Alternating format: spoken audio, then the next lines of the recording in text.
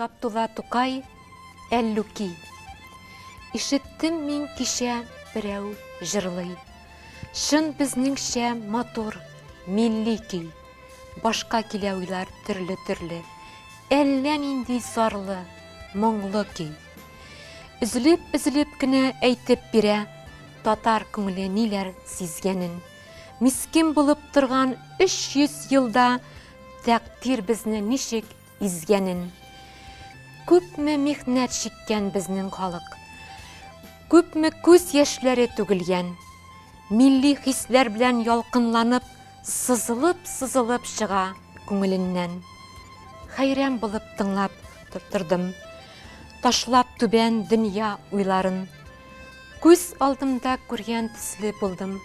Болгар һәм Агыйдел буйларын. Түзә алмадым. Бардым җырлаушыга. Дидем: "Кардәш, бу көй нинди көй?"